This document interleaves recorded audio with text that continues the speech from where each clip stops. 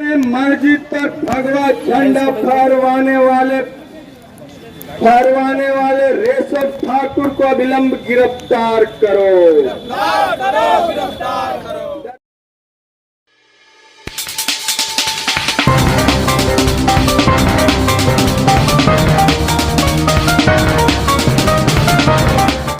नौशाद अख्तर और आप देख रहे हैं देश का उभरता हुआ सैटेलाइट न्यूज़ चैनल। अभी हम हैं अरवल जिला के कलेर प्रखंड में और रामनवमी के जुलूस में एक वीडियो वायरल हो रहा था जिसमें कुछ दंगाई लोग मस्जिद के मीनार पर चढ़ करके, ये जो हिंदुस्तान हमारा गंगा जमनी तहजीब का हिंदुस्तान है, कुछ आतंकवादी मिजाज के लोग इस तरह का काम कर रहे थे कि एक मस्जिद के मीनार पर चढ़ करके उस पर भगवा झंडा लहरा रहे थे। हम कहते हैं कि वो झंडा आप मंदिर पे लहराएं, किसी मैदान में लहराएं, लेकिन मस्जिद का हरा झंडा उठा करके कोई मंदिर पे लहरा दे और मंदिर का भगवा झंडा उठा करके कोई मस्जिद पर लगा दे तो ये सिर्फ और सिर्फ दंगा और हिंसा भड़काने वाली बात है। इसी को लेकर के आज हमारे अरवल जिला विधानसभा क्षेत्र के विधायक कॉमरेड महानंद सिंह से आज हमारी मुलाकात हो गया और हम उनसे बात करेंगे। सर, सबसे पहले आपका हम अपने चैनल में स्वागत करते हैं। आप ये बताइए कि ये जो आजकल देश में माहौल हो रहा है कि हर तरफ से मुसलमानों को दबाने की कोशिश की जा रही है, कहीं पर अजान के वक्त हनुमान चालीसा बजाया जा रहा है, तो कहीं पर यह कहा जा रहा है कि हिंदुस्तान में रहना होगा तो जय श्री राम कहना होगा, कहीं पर मस्जिदों के ऊपर भगवा झंडा लहराया जा रहा है, तो कब तक मुसलमान चुपचाप हिंदुस्तान में ये जुल्म सहते रहेंगे? देखिए, जो अभी का जो दौर है देश में, यही तो हम लोग कह रहे हैं कि पूरे जो है ये देश के अंदर जो माहौल है वो फांसीवाद का माहौल है। और फांसीवाद का माहौल किसी खास समुदाय के खिलाफ, किसी खास जाति के खिलाफ ये नफ़रत पैदा करके ही फांसीवाद आता है। और अभी मुसलमानों को टारगेट करके ये जो हिंदूवादी संगठन है या सत्ता में जो बीजेपी बैठा हुआ है, ये पूरे इसी को स्थापित कर रहा है। मूल निशाना है इसको फांसीवाद को स्थापित करना। तो आप देख रहे हैं कि पूरे देश भर में रामनवमी के पर्व के अवसर पर, जहां पूरे एक सद्भाव का ये पर्व होता है और ये सद्भाव के पर्व को जिस तरह से शर्मसार करने का काम किया गया, ये बहुत ही आप देखेंगे कि दर्दनाक घटनाएं हैं, यहाँ के बहुत सारे समस्याओं को उजागर करने वाली। अच्छा, एक चीज़ और बार बार जो कहा जाता है, आप भी हिंदू हैं, आपके अगल बगल अक्सर लोग हिंदू यहाँ पर हैं, एक यहाँ पर मुसलमान मियाँ भाई लग रहे हैं, लेकिन एक बात बताइए, ये जो 2014 के बाद बार बार ये दोहराया जाता है कि हिंदू खतरे में। 2014 से पहले मुसलमान राष्ट्रपति था, सिख प्रधानमंत्री था, हिंदू कभी खतरे में नहीं आया। लेकिन अभी भारत का प्रधानमंत्री हिंदू, राष्ट्रपति हिंदू, जल थल वायु सेना के जो हेड हैं वो हिंदू, सारे लोग हिंदू है, फिर भी हिंदू खतरे में क्या है? मैं तो शुरू में ही कह दिया ना कि फांसीवाद किसी खास जाति के खिलाफ नफरत पैदा करके वो आता है। वो नफरत पैदा नहीं करेगा। हिंदुत्व को स्थापित करना है तो हिंदू स्थापित करने के लिए पहले तो उसको खतरा, उसकी समस्या को दिखाएगा, ओकर बाद ही लोग संगठित होंगे। इसी नाम पर ये कर रहा है। मैंने शुरू में ही कहा और मेरी पूरी बात नहीं हुई तब तक आप दूसरा सवाल कर दिए। वो मैं यही सवाल को कह रहा था कि अभी जो देश के अंदर जो हम समस्या है, पूरे जो नफ़रत का माहौल पैदा कर दिया गया है, कहाँ हिंदू खतरा में है? आप जो बजरंग दल जो नया जो है हिंदू पुत्र पैदा कर रहे हैं और हेट स्पीच दिया जा रहा है। ये मस्जिद के सामने बजरंगी मुनि जो है, ये एक खास समुदाय के बच्चियों का, एक महिलाओं का रेप करने का घोषणा करते हैं। तो ये लोग कैसे लोग हैं? ये लोग तो हिंदू खतरा की बात नहीं कर रहे हैं, ये तो खुलेआम हमला करने की बात कर रहे हैं। ये लोग उकसा रहे हैं। और जो आपने देखा कि जिस तरह से रामनवमी के दिन पारू में, मुजफ्फरपुर के पारू में जो मस्जिद है, पूरे देश भर में वायरल हुआ। और ये पूरा हम लोगों का जो सचमुच में जो हिंदू हैं और जो हिंदू और मुसलमान, सिख, ईसाई, ये चारों लोग मिल कर के देश को गढ़ने का काम किया है, उन हिंदुओं का सिर झुक गया है। वो सचमुच में वैसे लोग खतरे में हैं जो यहाँ मुद्दों की बात करते हैं, जो हिंदू मुद्दों की बात करते हैं, जो लोग जो है रोजगार की बात करते हैं, जो लोग यहाँ लोकतंत्र की बात करते हैं, जो संविधान की बात करते हैं, तो उनके ऊपर हमला किया जाता है। वैसे ही हिंदुओं को तो जेल में डाला गया है। ये जो जितने लोग जो हैं जो अपने अधिकार की बात कर रहे हैं उनको जेल में डाला जा रहा है, उनको जेल के अंदर बंद किया जा रहा है। तो ये सब आप देखिएगा तो कुल मिला जुला करके हेट स्पीच देना, कौन क्या खाएगा, कौन किसका दुकान रहेगा, किसके दुकान पर से कौन क्या बेचेगा, तो ये जो आप देख रहे हैं कि कौन क्या खाएगा, कौन क्या बेचेगा, ये हेट स्पीच दिया जा रहा है, ये सब किया जा रहा है।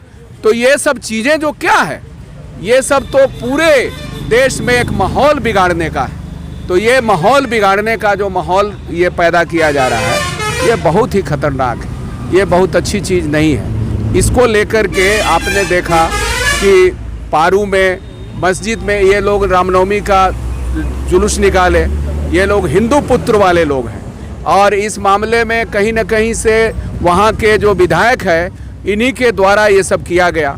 तो आप एक जो ऋषभ है जो मुख्य अभियुक्त है, उस ऋषभ को अभी तक गिरफ्तार नहीं किया गया है।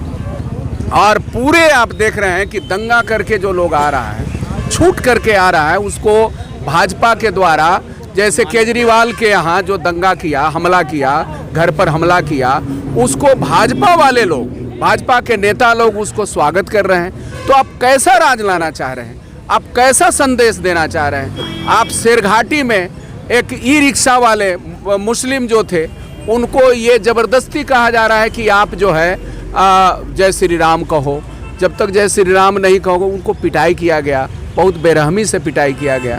तो आप देखिएगा कि न केवल मुसलमानों के ऊपर ही हमला है, यहाँ मुसलमानों के ऊपर हमला है, महिलाओं के ऊपर हमला है, दलितों लेकिन मुसलमानों के ऊपर ज्यादा करके है सर। है ना, मैं कह रहा हूँ ज़्यादा और कम का सवाल नहीं है, एक तो उन्माद पैदा किया जा रहा है। लेकिन मैं आपको कह रहा हूँ कि यही दलित बच्चियों का, 6 दलित बच्चियों का, जो सामंती लोग हैं, जो भाजपा के कोर कमेटी में रहने वाले लोग हैं, उन लोगों के द्वारा दलित बच्चियों के ऊपर दबाव बना के, अभी तो उस जांच की बात है, ये हमने देखा चिरैली गांव है, तो चिरैला गांव में वो औरंगाबाद के जहां थूक चटवाया गया, जहां दलित बच्चियों को जहर खाने के लिए मजबूर किया गया, और उन परिवारों को अब बोलने से रोका जा रहा है, पूरे दबाव दिया जा रहा है। तो ये जहां चल रहा है, हमले चल रहे हैं, तो ये पूरे माहौल को बिगाड़ने के लिए तो अब उनको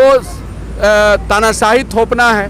तो तानाशाही थोपने के लिए जैसे हिटलर ने यहूदियों के खिलाफ ये नफरत पैदा किया था, उसी तरह से उन्हीं के औलाद हैं, ये हिटलर के ही औलाद हैं। और हिटलर के औलाद होने के नाते यहाँ पर जो हिंदू और मुसलमान के बीच में शुरू में ही जो विभाजन हुआ था, एक जो पुट रह गया, एक जो दरार रह गया, उसी को और बढ़ाने में, जहाँ सेकुलरिज्म, जहाँ एक जो धर्मनिरपेक्षता, जहाँ एक जो यहाँ के भारत की संस्कृति जो आपस में मेल करने की बात हो रही थी, वहाँ आप देखिएगा कि यही लोग, तानाशाही लोग जो हिटलर के औलाद हैं, यहूदियों के नक्शे कदम पर मुसलमान के खिलाफ ये हेट स्पीच दे रहे हैं, ये गलत सलत बयान दे रहे हैं, नफरत पैदा कर रहे हैं, दंगा फसाद करने की कोशिश कर रहे हैं। और इसके खिलाफ भाकपा माले पूरे बिहार में हम लोग 2 दिन का प्रतिवाद दिवस के रूप में हम लोगों ने घोषणा किया। आज अरवल के कलेर में हम लोग आज ये जो लगातार जो सांप्रदायिक उन्माद पैदा करने की कोशिश की जा रही है भाजपा के द्वारा, पूरे देश में आज जो माहौल बिगाड़ा गया है, उसके खिलाफ आज हम लोग प्रतिवाद जुलूस निकाले हैं। और इस प्रतिवाद जुलूस में भारी संख्या में हम लोगों के न्याय पसंद लोग हैं, ये लोकतंत्र पसंद लोग हैं, और गरीब गुरबे लोग हैं, और इस लड़ाई को हम लोग आगे लेके जाएंगे। अच्छा, ये बताइए, महाराष्ट्र में राज ठाकरे जो कांग्रेस के साथ मिलकर के सरकार चला रहे हैं, और यहाँ भी कांग्रेस का गठबंधन है, बिहार में भी, उसके बावजूद वो ऐसा बयान देते हैं कि जब जब मुसलमानों के मस्जिद से अजान की आवाज़ आए तब तब हनुमान चालीसा पढ़ा जाए। इस तरह का बयानबाजी उनको करना चाहिए था। अब ये हम कैसे कहेंगे करना चाहिए कि नहीं करना चाहिए? लोग हेट स्पीच वाले हैं ही, ये लोग तो अच्छे, हमको तो इसको अच्छा नहीं मानते हैं, हम लोग इसको हम लोग बुरा मानते हैं, सबसे बड़ी बात है। अब कांग्रेस किसके साथ है? कांग्रेस का ही तो देन है बहुत सारे मामले में, जो भाजपा को जगह मिल रही है, कांग्रेस नहीं। कहीं ना कहीं हाथ के पंजे में ऐसा लगता है कि कमल का फूल है। ऐसा तो हम नहीं कह रहे हैं कि वो कमल का फूल है, ये गलत बात है, लेकिन कांग्रेस के जो लिबरल अप्रोच रहने के कारण, वो सख्ती से वैसे लोगों के ऊपर कार्रवाई नहीं करने के कारण, दंगाइयों को शह देने की वजह से हम समझते हैं कि उन लोगों का मनोबल बढ़ता है। और भाजपा वाले तो ऐसा नहीं करते हैं, भाजपा वाले तो कठोर हैं इस मामले में, न्यायपसंद लोगों को जेल में डाल दे रहे हैं।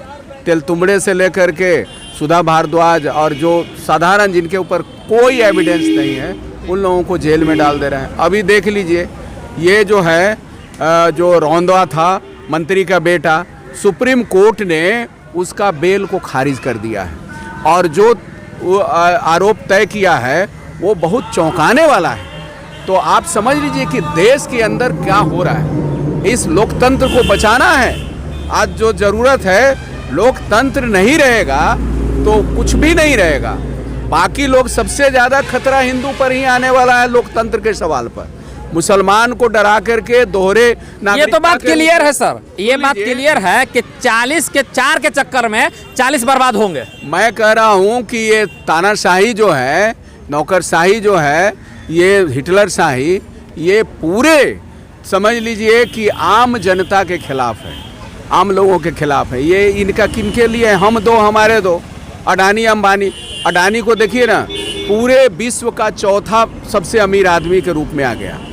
बाकी लोगों का, गरीब के, बाकी लोगों का, यहाँ मिडिल क्लास का पॉकेट से पैसा जा रहा है। महंगाई चरम पर है, महंगाई के बारे में मत कुछ बोलो, महंगाई इनका देन है। और महंगाई सपोर्टर ये भाजपा वाले लोग, ये जो हिंदू मित्र लोग हैं, इनको नहीं बुझा रहा है। लेकिन मुसलमान के खिलाफ कुछ बात हो जाए, उकसा दे रहे हैं तो सड़क पर उतर जा रहे हैं। बेरोजगारी के सवाल पर ये नहीं कुछ बोल रहे हैं। ये महंगाई का सवाल है, स्वास्थ्य का सवाल है, शिक्षा का सवाल है, ये अहम सवाल है। इस अहम सवाल को लेकर के लड़ना ही पड़ेगा। ठीक जी, बहुत बहुत धन्यवाद। जी हाँ, जिस देश में राष्ट्रीय गीत कहते हैं सारे जहाँ से अच्छा हिंदुस्तान हमारा, हम बुलबुलें हैं इसकी ये गुलसिता हमारा, और मजहब नहीं सिखाता आपस में बैर रखना, हिंदी है हम वतन है हिंदुस्तान हमारा, उस देश में आज हर तरफ दंगा भड़काने की कोशिश की जा रही है, हर तरफ हिंदू मुसलमान को लड़ाने की कोशिश की जा रही है। महंगाई पर बात नहीं की जाती, पेट्रोल डीजल गैस के दाम आसमान पर चढ़े हुए हैं, इसकी बात नहीं की जाती है। बात किसकी की जाती है? सिर्फ उस्मान पंचर वाले के कि ये लोग बर्बाद हो जाए। अगर 4 मियाँ भाई बर्बाद होते हैं तो 40 हिंदू भाई भी उसके पीछे पीछे जाएंगे। आप हमारे साथ बने रहिए और देखते रहिए देश का उभरता हुआ सैटेलाइट न्यूज चैनल। मस्जिद पर भगवा झंडा फहरवाने वाले रेशम ठाकुर को अविलंब गिरफ्तार करो। दरभंगा में मुस्लिम के दुकानों तोड़ने वाले पर कार्रवाई क्यों नहीं? मोदी नीतीश जवाब दो। सरघाटी में नसीम शाह पर हमला क्यों? मोदी नीतीश जवाब दो। सांप्रदायिक उन्माद की राजनीति पर रोक लगाओ। इंकलाब जिंदाबाद, भाकपा माले जिंदाबाद।